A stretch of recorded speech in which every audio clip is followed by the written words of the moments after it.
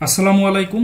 আজকের ভিডিওতে আমি আপনাদেরকে দেখাবো যে কিভাবে আমরা অভ্র কিবোর্ড ব্যবহার করে সঠিক নিয়মে বাংলা লিখতে পারি। তো প্রথমে আমরা কভার করার চেষ্টা করব বাংলায় ব্যবহৃত স্বরবর্ণ সমূহ। তো বাংলা লিখতে গেলে প্রথমে আপনাদের অভ্র কিবোর্ডটা ডাউনলোড এন্ড ইনস্টল করতে হবে। তারপরে এখানে অভ্র কিবোর্ড যে টপ বারটা থাকে এখান থেকে আপনাদের ইংলিশ চেঞ্জ করে বাংলা করতে হবে। তো এবার আমরা যদি স্বর অ লিখতে চাই তাহলে আমাদের স্মল ও লিখতে হবে। তাহলে দেখুন আমাদের এখানে প্রেডিকশন দিচ্ছে, দেন আমরা স্বর অ এটা আমরা চুজ করে নিব। দেন আমরা যদি স্বর আ লিখতে চাই তাহলে আমরা জাস্ট এ লিখব। তাহলে দেখুন স্বর আ লেখা হয়ে গেল। এরপরে যদি আমরা হ্রস্ব ই লিখতে চাই তাহলে জাস্ট আমরা স্মল আই লিখব, প্রথম যেটা আসে সেটা। তো দেখতে পাচ্ছেন আমাদের হ্রস্ব ই হয়ে গেল। এবার যদি আমরা দীর্ঘ ই লিখতে চাই তাহলে আমরা ক্যাপিটাল আই দিব। আমি আবারও বলছি ক্যাপিটাল আই দিব, আর প্রথম যে সাজেশনটা সেটা আমরা চুজ করব। দেখুন দীর্ঘ ই হয়ে গেল। এরপরে আপনারা দেখতে পাচ্ছেন যে হ্রস্ব উ। তো এটা যদি আমরা লিখতে চাই তাহলে আমরা স্মল ইউ লিখতে পারি অথবা ডাবল স্মল ও লিখতে পারি, তাহলে হ্রস্ব হয়ে যাবে। আমি আবারও বলছি স্মল ইউ লিখতে পারেন অথবা স্মল ডাবল ও লিখতে পারেন, তাহলে হ্রস্ব হয়ে যাবে। তো এর পরবর্তীতে আসছে দীর্ঘ উ। তো দীর্ঘ উ লিখতে গেলে আপনাদের ক্যাপিটাল ইউ লিখতে হবে। আমি আবারও বলছি ক্যাপিটাল ইউ। তো আপনারা ক্যাপিটাল ইউ লিখলে দীর্ঘ উ হয়ে যাবে। তো এবার যদি আপনারা এই রি এ অক্ষরটা লিখতে চান তাহলে আপনাদের যে কাজ করতে হবে সেটা হলো আর আর আই। ঠিক আছে, আর আর আই লিখলে আপনাদের রি অক্ষরটা লেখা হয়ে যাবে। তো এরপরে যদি আপনারা এ অক্ষরটা লিখতে চান এ এ লিখতে গেলে আপনাদের যে কাজটা করতে হবে সেটা হলো স্মল ই। ঠিক আছে, স্মল ই লিখলে এ অক্ষরটা লেখা হয়ে যাবে। এবার যদি আমরা ওই অক্ষরটা লিখতে চাই তাহলে আমাদের যে কাজ করতে হবে সেটা হলো ক্যাপিটাল ও ক্যাপিটাল আই। দেখুন ওই অক্ষরটা কিন্তু হয়ে গেল। আমি আবারও বলছি ক্যাপিটাল ও ক্যাপিটাল আই, তাহলে ওই অক্ষরটা হয়ে যাবে। তো এরপরে আসছে ও। তো ও অক্ষরটা লিখতে গেলে আমাদের যে কাজ করতে হবে সেটা হলো ক্যাপিটাল ও। তাহলে দেখুন আমাদের ও অক্ষরটা কিন্তু লেখা হয়ে গেল। ঠিক আছে, ক্যাপিটাল ও লিখলে আপনাদের বাংলার ও অক্ষরটা লেখা হয়ে যাবে। তো এবার দেখতে পাচ্ছেন আমাদের ও এই অক্ষরটা যদি আমরা লিখতে চাই তাহলে আমরা যে কাজ করব ক্যাপিটাল ও ক্যাপিটাল ইউ। ঠিক আছে, ক্যাপিটাল ও ক্যাপিটাল ইউ, তাহলে দেখুন আমাদের ও অক্ষরটা হয়ে গেল। আমি আবার বলছি ক্যাপিটাল ও ক্যাপিটাল ইউ, তাহলে দেখুন আমাদের ও অক্ষরটা কিন্তু হয়ে গেল। তো আমাদের বাংলায় ব্যবহৃত স্বরবর্ণ আমাদের হয়ে গেল। তো এবার আমি আপনাদের দেখাতে চাই যে স্বরবর্ণের ব্যবহৃত কার সমূহ। তো স্বরবর্ণে অনেকগুলো কার আছে। কার বলতে আসলে বোঝায় আকার, একার, হ্রস্বইকার, দীর্ঘইকার। তো এগুলো সঠিকভাবে লেখার নিয়ম আমি আপনাদেরকে দেখাচ্ছি। এবার যদি আমরা বাংলায় ব্যবহৃত কারগুলো লিখতে চাই তাহলে আমাদের যে কাজ করতে হবে সেটা হলো, ধরুন আমি একটা অক্ষর চয়েস করব। ধরুন ক অক্ষরটা চয়েস করলাম। তো এবার যদি আমি আকারটা দিতে চাই অর্থাৎ ক আকারে কা, তো আমরা আকার যদি দিতে চাই তাহলে আমাদের যে কাজ করতে হবে প্রথমে সে অক্ষরটা লিখতে হবে, দেন আপনারা স্মল এ দিবেন, তাহলে কা হয়ে গেল। ঠিক আছে, অর্থাৎ আকার হয়ে গেল। অর্থাৎ আকার দিতে গেলে শুধু এ অক্ষর আর সাজেশনে চলে আসবে। আর শুধু আকার দিয়ে তো আসলে কোনো শব্দ বা কোনো কিছু গঠিত হয় না, একটা অক্ষর লিখতে হয়। তো আমি ধরুন কা লিখতে চাই তাহলে কে দেন এ। ঠিক আছে, তাহলে কা হয়ে গেল অর্থাৎ আকার হয়ে গেল। তো এবার যদি আমি রস্বইকার লিখতে চাই তাহলে যে কাজ করতে হবে সেটা হলো, ধরুন আমি কয় রস্বইকারে কি লিখতে চাই তাহলে কে দিব, তারপরে স্মল আই দিব, তাহলে কি হয়ে গেল অর্থাৎ রস্বইকার হয়ে গেল। ঠিক আছে, তো কার কিন্তু একা একা বসতে পারে না, অবশ্যই এজন্য আমাদের একটা অক্ষর বসাতে হয়। তো আমরা যদি কার লিখতে চাই অবশ্যই আমাদের একটা অক্ষরের সাথে লিখতে হয়, কারণ এটা একাকি বসতে পারে না। তো এবার যদি আমরা দীর্ঘইকার লিখতে চাই, ধরুন কি এটা কয় দীর্ঘে কি লিখতে চাই তাহলে আমরা কে লিখবো, অর্থাৎ ক অক্ষরটা লিখতে হবে। দেন আমাদের ক্যাপিটাল আই লিখলাম, তাহলে দীর্ঘইকার কিন্তু হয়ে গেল অর্থাৎ কয় দীর্ঘি কি, তাহলে আমরা স্মল কে লিখলাম, দেন ক্যাপিটাল আই, অর্থাৎ ক্যাপিটাল আই দিলে আপনাদের দীর্ঘইকার হয়ে যাবে। ঠিক আছে, তো আমি আপনাদের দীর্ঘইকার লেখার আরেকটা ওয়ে বলছি, সেটা হলো ডাবল ই ই ই, এটা লিখলেও কিন্তু দীর্ঘই হয়ে যাচ্ছে। ধরুন আমি কয় দীর্ঘি কি লিখতে চাই, ধরুন কে দিলাম, দেন ই ই, কয় দীর্ঘি কি হয়ে গেল, তো দীর্ঘইকার আমাদের হয়ে গেল। এরপরে যদি আমরা হ্রস্বকার লিখতে চাই, তো এজন্য ধরুন আমি একটা অক্ষর লিখলাম, ক অক্ষরটা লিখলাম। এবার যদি কয় হ্রস্ব লিখতে চাই তাহলে সে অক্ষরের পরে আমরা ইউ দিলাম, স্মল ইউ দিব, তাহলে কয় হ্রস্ব কু হয়ে গেল। অথবা আমরা আরেকভাবে লিখতে পারি, সেটা হলো ক অক্ষর লিখলাম, দেন আমরা ও ও, তাহলেও কিন্তু কয় হ্রস্ব কু হয়ে গেল। তো এবার যদি আমরা দীর্ঘকার দিতে চাই এটা খুবই সিম্পল, আমাদের ক্যাপিটাল ইউ লিখতে হবে। অর্থাৎ আমি ধরুন কয় দীর্ঘ লিখতে চাই তাহলে আমরা প্রথমে ক লিখলাম, দেন ক্যাপিটাল ইউ দিলাম, তাহলে কয় দীর্ঘ হয়ে গেল। দেখতে পাচ্ছেন, ধরুন আমি বয় দীর্ঘ লিখতে চাই তাহলে বি লিখলাম, অর্থাৎ ব লিখলাম, দেন ক্যাপিটাল ইউ দিলাম, তাহলে বয় দীর্ঘ হয়ে গেল। ঠিক আছে, তো এবার যদি আমরা রি অক্ষরটা লিখতে চাই, অর্থাৎ রিকার, ধরুন আমি কয় রি ক্রি লিখতে চাই, ঠিক আছে, ক্রি, তাহলে আমরা ক অক্ষরটা আগে লিখি। ক লিখতে গেলে জাস্ট কে দিতে হয়, এটা তো আপনারা সবাই জানেন। প্রথমে আমরা ক নিলাম, দেন আর আর আই, ঠিক আছে, তাহলে ক্রি হয়ে গেল। অর্থাৎ আমরা রি লিখতে চাইলে আর আর আই লিখতে হয়। কার সমূহ অবশ্যই একা বসতে পারে না, এর জন্য অন্য অক্ষর ব্যবহৃত হয়, অর্থাৎ ব্যঞ্জন বর্ণ আমাদের ব্যবহার করতে হয়। রিকার লিখতে গেলে আমরা আর আর আই দিব, অর্থাৎ প্রথমে একটা অক্ষর লিখবো, ধরুন ক অক্ষরটা লিখলাম কে দিয়ে, দেন আমরা আর আর আই লিখলাম, তাহলে ক্রি হয়ে গেল। ধরুন আমি ব্রি লিখতে চাই, আর ব লিখতে গেলে জাস্ট বি দিতে হয়, দেন আর আর আই, তাহলে ব্রি হলো। তো ধরুন আমি ত্রি লিখতে চাই, তাহলে ত লিখতে গেলে জাস্ট টি দিতে হয়, দেন আর আর আই, তাহলে ত্রি, অর্থাৎ রিকার হয়ে গেল। যদি আমরা একার দিতে চাই, এটা খুবই সিম্পল, এজন্য আমরা ই লিখলেই একার হয়ে যাবে, অর্থাৎ এ যেভাবে লিখেছেন একই নিয়মে। আমরা যদি নর্মালি ই দিই তাহলে কিন্তু এ চলে আসবে, কিন্তু আমরা যদি এ কার লিখতে চাই, কার লিখতে গেলে অবশ্যই আগে একটা ব্যঞ্জন বর্ণ লিখতে হয়। তো ধরুন আমি ক লিখলাম কে দিয়ে, দেন ই লিখলাম, তাহলে কে হয়ে গেল। জাস্ট আমাদের একার দিতে গেলে প্রথমে একটা অক্ষর লিখতে হবে, দেন আমরা ই লিখবো, তাহলে একারটা হয়ে যাবে। বে লিখতে চাই, তাহলে বি দেন ই, তাহলে বে হয়ে গেল। ধরুন তে লিখতে চাই, টি দেন ই, তে হয়ে গেল।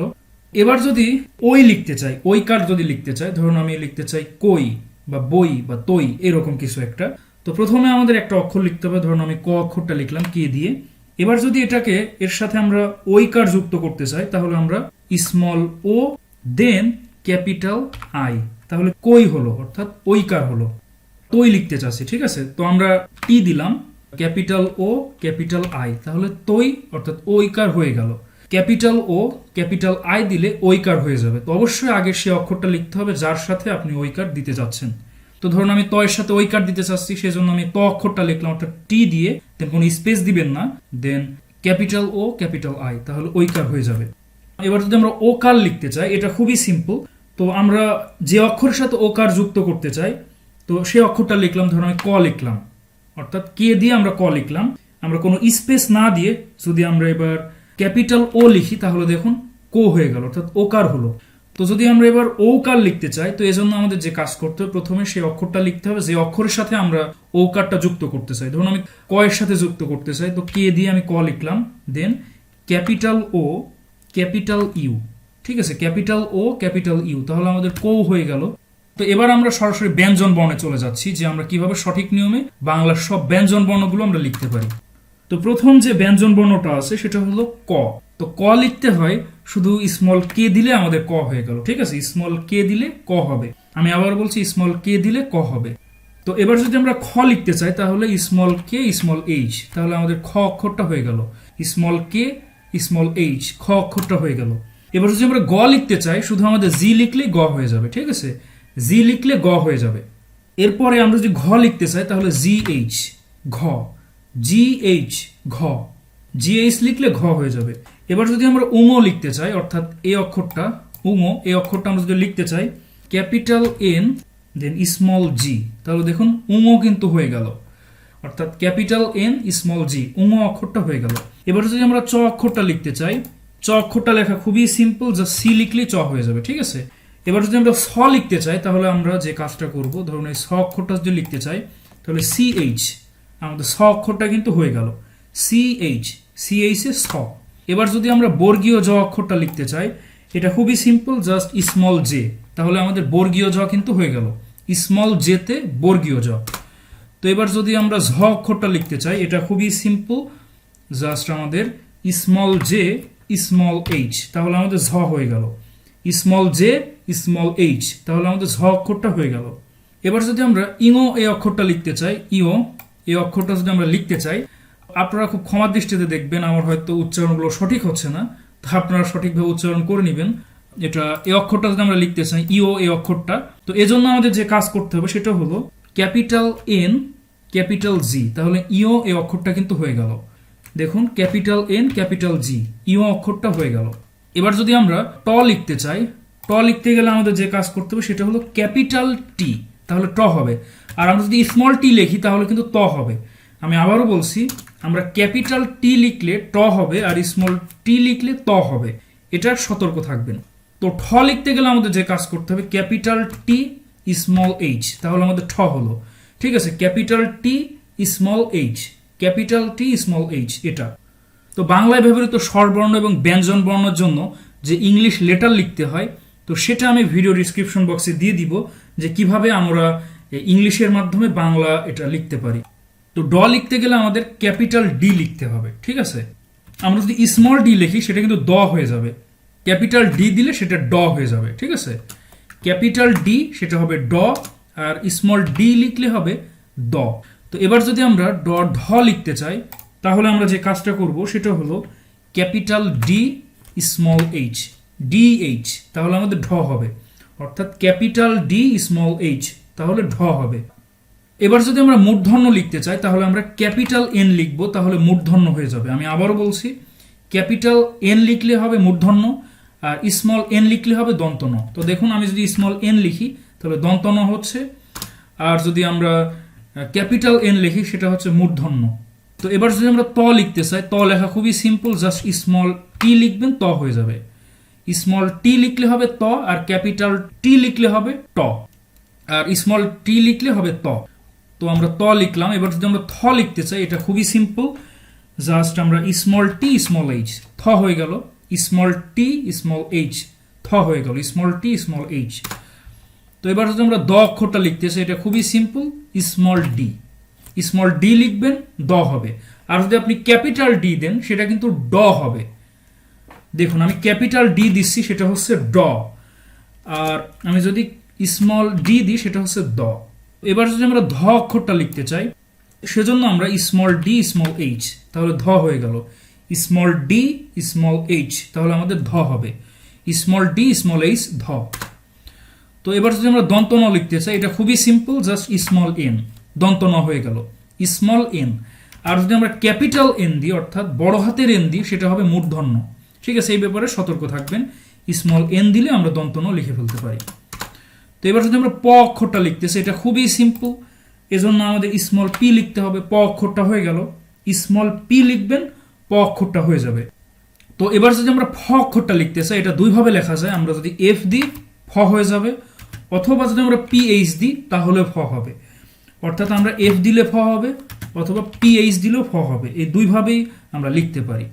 তো এবার যদি আমরা ব লিখতে চাই, ব লেখা খুবই সহজ, একটু আগে আমি দেখিয়েছি, জাস্ট বি লিখবেন, ব হয়ে যাবে। ঠিক আছে, বি লিখবেন, ব হবে। আর এবার যদি আমি ভ লিখতে চাই, খুবই সহজ, সেটা হলো ভি দিয়েও ভ লিখতে পারেন, অর্থাৎ ভি লিখবেন, ভ হয়ে যাবে, অর্থাৎ স্মল ভি লিখবেন। আর যদি আমরা স্মল ভি স্মল এইচ দিই তাহলেও ভ হবে, অর্থাৎ ভ দুইভাবে লেখা যায়, একভাবে হলো স্মল ভি দিলাম, ভ হয়ে গেল, অথবা আমরা স্মল বি স্মল এইচ, তাহলে কিন্তু আমাদের ভ হয়ে গেল। যদি আমরা ম অক্ষরটা লিখতে চাই তাহলে জাস্ট আমরা স্মল এম দিলাম, তাহলে ম অক্ষরটা হয়ে গেল, দেখতে পাচ্ছেন স্মল এম, তাহলে স্মল এম দিলে কিন্তু ম অক্ষরটা হয়ে যাবে। এবার যদি আমরা অন্তস্থ জ লিখতে চাই, এটার জন্য আমাদের যে কাজ করতে হবে সেটা হলো স্মল জেড। ঠিক আছে, স্মল জেড, তাহলে আমাদের অন্তস্থ জ হয়ে যাবে, স্মল জেড। এবার যদি আমরা র অক্ষরটা লিখতে চাই, আমরা শুধু স্মল আর লিখবো, র অক্ষরটা হয়ে যাবে, স্মল আর। ঠিক আছে, স্মল আর লিখলে র অক্ষরটা হয়ে যাবে। এবার যদি আমরা ল অক্ষরটা লিখতে চাই, এটা খুবই সিম্পল, স্মল এল লিখবেন, ল হয়ে যাবে, স্মল এল লিখলে ল হয়ে যাবে। এবার যদি আমরা তালব্য স লিখতে চাই তাহলে আমরা যে কাজটা করব সেটা হলো এস এইচ, অর্থাৎ স্মল এস স্মল এইচ লিখলেও তালব্য স হবে, অথবা আমরা ক্যাপিটাল এস লিখলেও তালব্য স হবে। এটা দুইভাবে লেখা যায়, আমি আবারও বলছি, সেটা হলো স্মল এস স্মল এইচ তালব্য স, অথবা আমরা ক্যাপিটাল এস লিখতে পারি, তাহলেও তালব্য স হয়ে যাবে। আমরা যদি এবার মূর্ধন্য স লিখতে চাই তাহলে আমরা যে কাজটা করব সেটা হলো ক্যাপিটাল এস দেন স্মল এইচ, তাহলে মূর্ধন্য স হয়ে গেল। আমি আবারও বলছি, ক্যাপিটাল এস স্মল এইচ, তাহলে মূর্ধন্য স হবে। আমি আবারও বলছি, ক্যাপিটাল এস স্মল এইচ, তাহলে মূর্ধন্য স হয়ে গেল, ক্যাপিটাল এস স্মল এইচ, মূর্ধন্য স।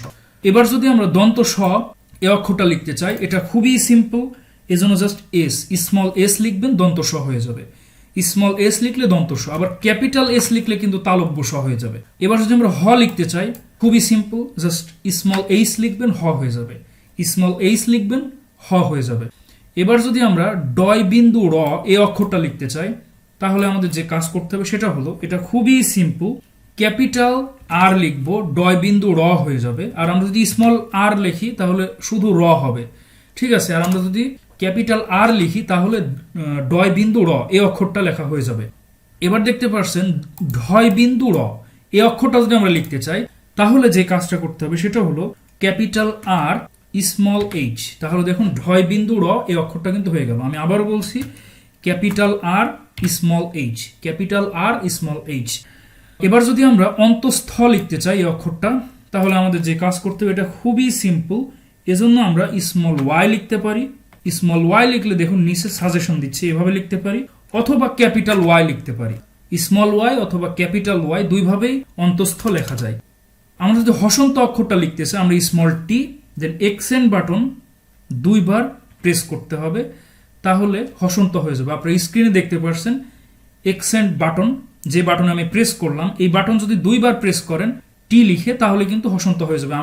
আমি আপনাদের আবারও বলছি হসন্ত লিখতে গেলে জাস্ট স্মল টি লিখবেন, দেন এক্সেন্ট বাটন এটা দুইবার প্রেস করবেন, তাহলে হসন্ত হয়ে যাবে।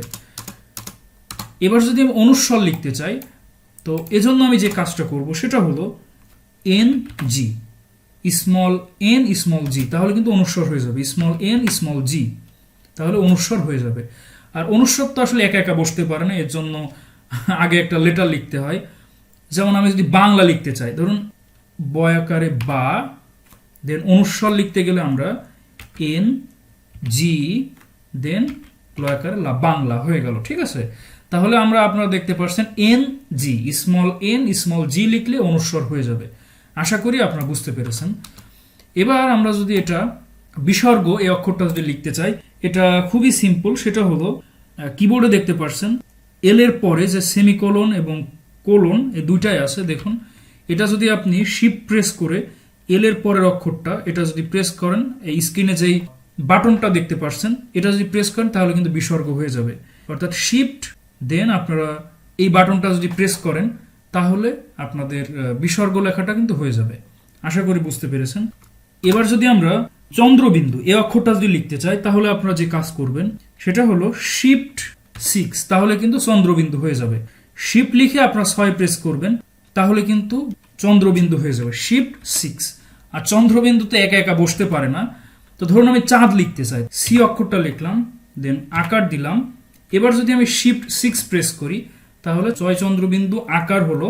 দেন আমরা যদি স্মল ডি লিখি তাহলে দেখুন চাঁদ এই অক্ষরটা কিন্তু হয়ে গেল।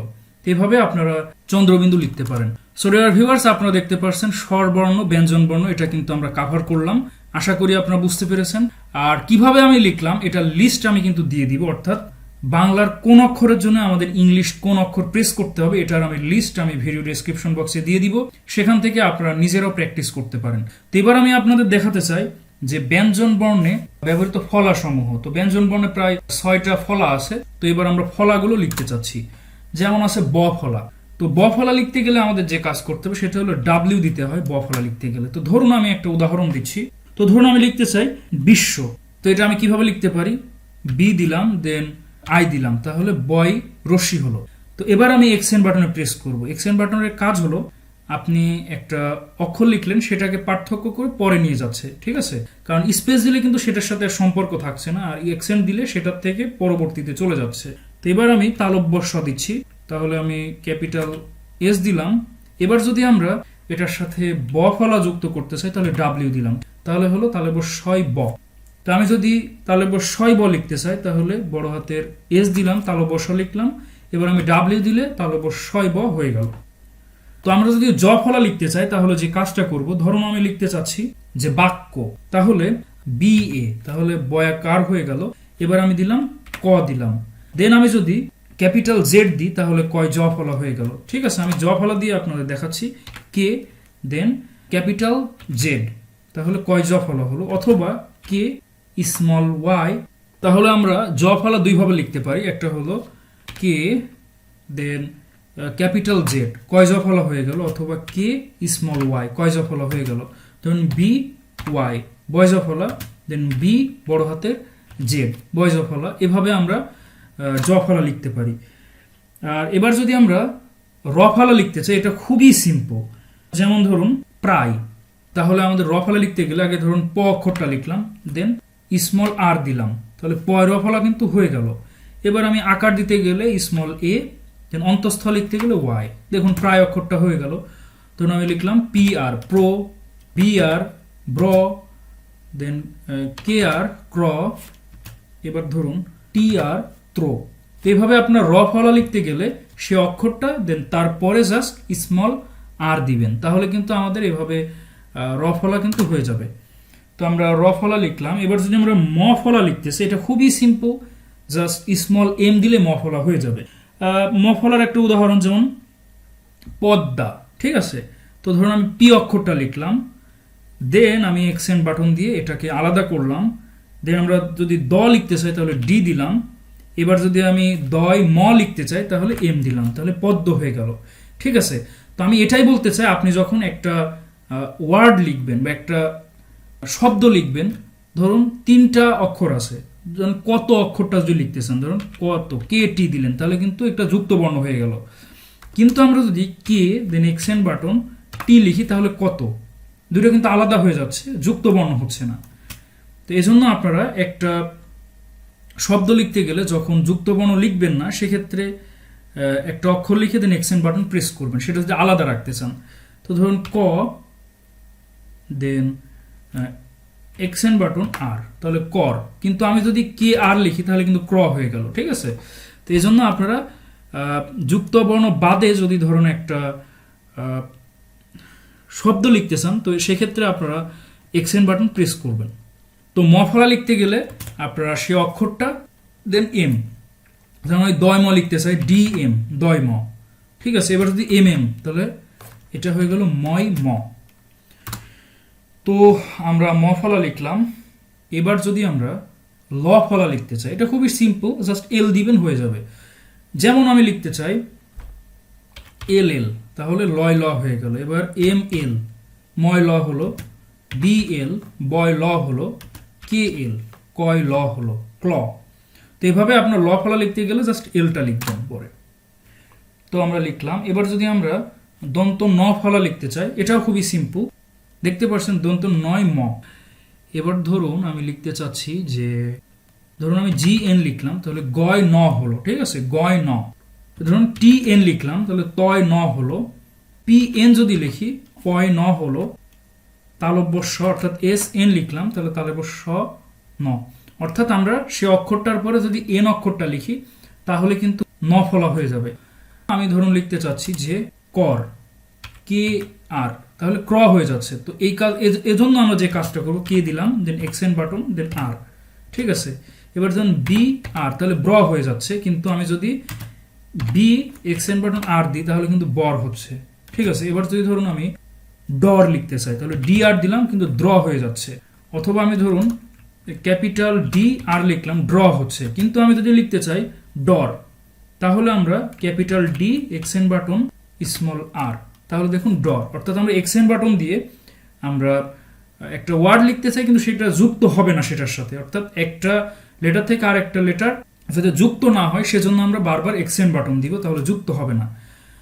যেমন আমি আরো একটা উদাহরণ দিচ্ছি, সেটা হলো বল। বল শব্দটা লিখতে চাই, আমরা যদি বি এল লিখি তাহলে কিন্তু ব্ল হয়ে যাচ্ছে। কিন্তু আমি যদি বলটা সঠিকভাবে লিখতে চাই তাহলে আমি ব দিলাম, দেন এক্সেন্ট বাটন দিলাম, এল দিলাম, দেখতে পারছেন, তাহলে কিন্তু যুক্ত হলো না। তো এবার আমি আপনাদের একটি স্পেশাল টিপস দিতে চাই, সেটা হলো আপনারা অনেক সময় শব্দ লিখতে গেলে সেটা যুক্ত হয়ে যায়। যেমন আমি করো যদি লিখতে চাই তাহলে কে আর দিলাম, ক্র হয়ে যাচ্ছে। কিন্তু আমি লিখতে চাই আসলে কর, তাহলে আমি কে দিব, দেন এক্সেন্ট বাটন দিব, দেন আর দিব, তাহলে কর হলো। আর যদি আমি এটা যুক্ত বর্ণ ক্র লিখতে চাই তাহলে কে আর, ঠিক আছে, কে আর। আর আমি যদি এটা কর লিখতে চাই তাহলে কে এক্সেন্ট বাটন এটা, দেন আর লিখলাম, কর। এবার ধরুন লিখতে চাই যে ডর, ঠিক আছে। কিন্তু আমি ধরুন যদি সাধারণভাবে লিখি, ধরুন ক্যাপিটাল ডি দিলাম, ডি ড হলো। এবার যদি আর লিখি তাহলে কিন্তু ডয় র ফলা হচ্ছে। কিন্তু আমি লিখতে চাই ডর, যদি এখানে সাজেশনে আসছে দেখুন ডর, কিন্তু সঠিকভাবে যদি লিখতে চাই তাহলে আমি ক্যাপিটাল ডি, দেন এক্সেন্ট বাটন দিব, দেন আর লিখলাম, ডর হয়ে গেল। আর যদি যুক্ত লিখতে চাই তাহলে কিন্তু এক্সেন্ট বাটন প্রেস করা লাগবে না। তো এবার ধরুন আমি লিখতে চাই বল, তাহলে অনেকেই ভাবছেন যে বি এল লিখলাম, বল হলো, কিন্তু হয়ে গেল ব্ল।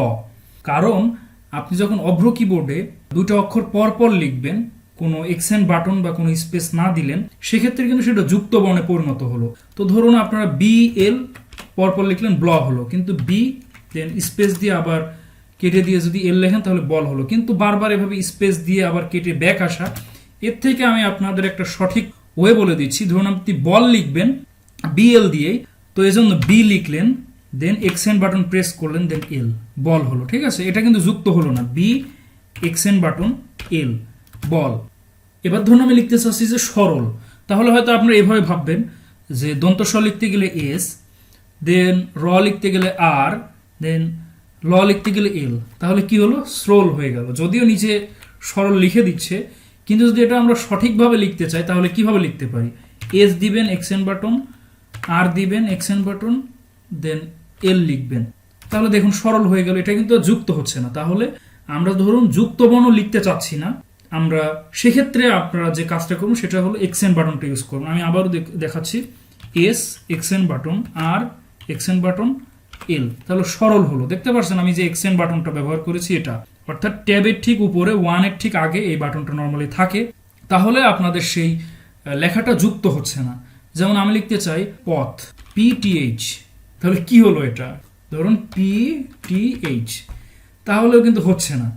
আমরা লিখতে চাচ্ছি পথ, কিন্তু এটা কিন্তু যুক্ত বর্ণ হয়ে গেল। তো আমরা যে কাজটা করব, পি এক্সেন্ট বাটন টিএইচ হয়ে গেল পথ, তাহলে কিন্তু যুক্ত হচ্ছে না। কিন্তু আমরা যদি এইভাবে লিখি পিটিএইচ, দেখতে পাচ্ছেন যুক্ত হয়ে যাচ্ছে কিন্তু। আর আমরা যদি যুক্ত না করতে চাই, পি এক্সেন্ট বাটন টিএইচ, তাহলে হয়ে গেল পথ। এভাবে দুটো যুক্ত না হয়ে আলাদা অক্ষর কিন্তু একটা শব্দ হলো।